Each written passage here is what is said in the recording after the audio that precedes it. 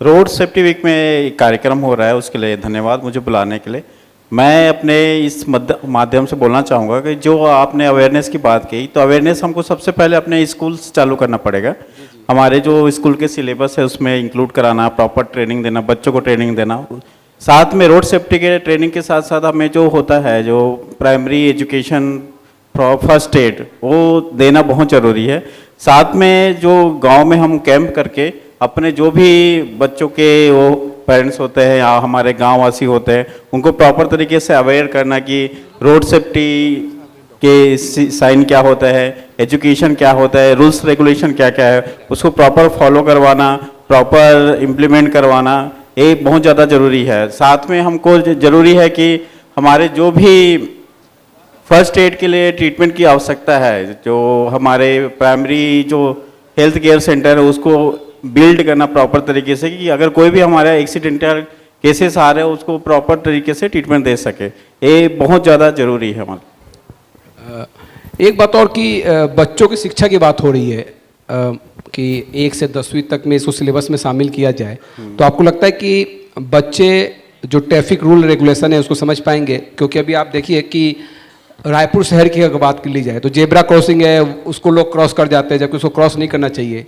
Sir अभी हमारे problem क्या है कि हम जो एजुकेशन होता है देखते हैं, हम लाइसेंस बनाने जाते हैं तो उसमें 15 मिनट का एक लर्निंग कोर्स होता है।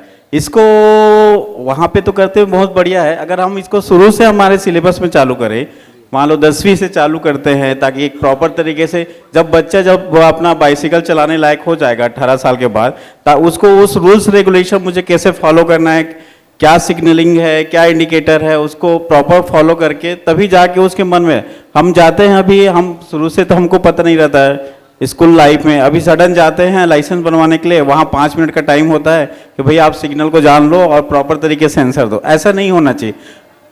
हमको जो प्रॉपर एजुकेशन जो मिलना चाहिए वो स्कूल लेवल से मिलना चाहिए, बहुत ज़्यादा ज़रूरी।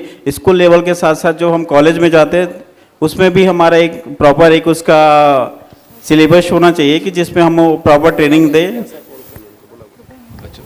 चलिए डॉक्टर शशिकांत मिश्रा जी, मुझे लगता है कि आपके भी प्रैक्टिस में कुछ चीज़ें ऐसी आई होंगी जिसमें बहुत क्रिटिकल केस होगा, अगर समय पे वो हॉस्पिटल पहुंच जाता पेशेंट तो बच सकता था। इस तरह की स्थिति आपने कई मरतबा आपने फेस की होगी। जी, कई बार की फेस की है सर। अभी रिसेंट में ही हमारे पास भिलाई से एक पेशेंट आया था, कभी रात में 1:30-2 बजे के पास हमारे हॉस्पिटल पहुंचा है इमरजेंसी। मेरे पास फ़ोन आया था तब, उसका बायां हाथ पूरी तरह से क्रश हो चुका था। आप यकीन नहीं करेंगे कि उसको देखना भी बहुत ही मुश्किल था किसी आम आदमी के लिए। तो वो बहुत ही मतलब ऐसा रहता है कि आप उसको देख नहीं सकते। ऐसे ही कंडीशंस में हमको उनको डील करना पड़ा और वो आए हैं रात में करीब 2 बजे के आसपास आए हैं। हमारी पूरी टीम, श्री राम हॉस्पिटल की पूरी टीम, ऑर्थोपेडिक सर्जन, आपके जो है जनरल सर्जन, क्रिटिकल केयर की टीम, ट्रॉमा सर्जन, सभी ने मिलकर जो उनको किया और आज वो पेशेंट डिस्चार्ज हुआ है। मतलब काफ़ी ये तकलीफ हुई है कि उसका हाथ हमें हटाना पड़ा है, बट हाँ उसकी जान बच गई। डॉक्टर साहब, हम लोगों ने पिक्चर देखी थी मुन्ना भाई MBBS, जिसमें वो बोलता है कि पहले फॉर्म भरो। तो अभी क्या स्थिति है? मतलब अगर कोई पेशेंट आता है तो आप लोग जैसे कोई लेके आया, मान लीजिए किसी का एक्सीडेंट हुआ, मैं उसको उठाकर आपके पास ले आया, मैं उसको नहीं जानता हूँ, तो आप लोग का व्यवहार क्या रहता है उस समय? क्या करते हैं आप लोग? सर फर्स्ट प्रायोरिटी रहती है पेशेंट की सेफ्टी। पेशेंट को सबसे पहले रिसिस्टेट करना है, बाकी चीजें तो बाद में चलती रहेंगी। पुलिस केस हो गया या इट डजंट मैटर सर, इसका पैसा कौन जान देगा? बचाना बहुत जरूरी है। इसका पैसा कौन देगा?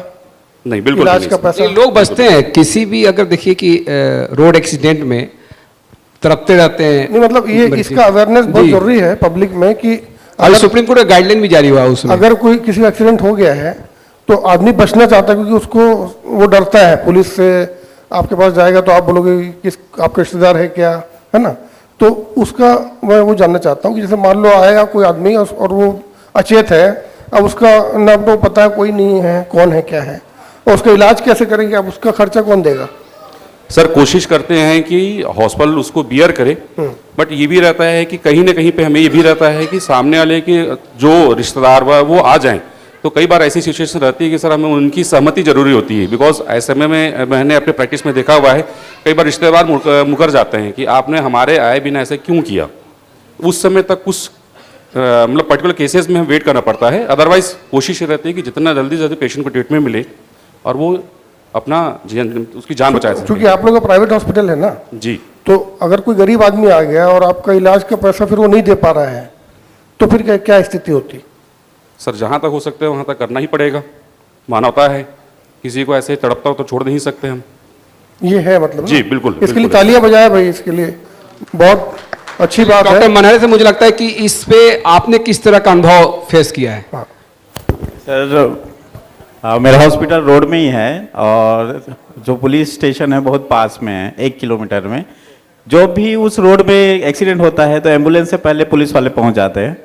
पुलिस वाले प्रॉपर तरीके से मेरे पास केस को लाते हैं। उसके बाद जो भी उनके पास रहता है, पहले तो मैं पेशेंट को शिफ्ट करके कैजुअलिटी में शिफ्ट करके उनको प्राइमरी ट्रीटमेंट देना रहता है कि प्रॉब्लम्स कहाँ पर है, क्या क्या प्रॉब्लम्स है, उसको पहले सॉल्व करो। पेशेंट को थोड़ा स्टेबल करके फिर जो भी पुलिस वाले लाए हैं उनको बुलाना। पुलिस वालों को ही बोलते हैं कि भैया जो भी इनके रिलेटिव है उनको बुलाइए ऐसे करके।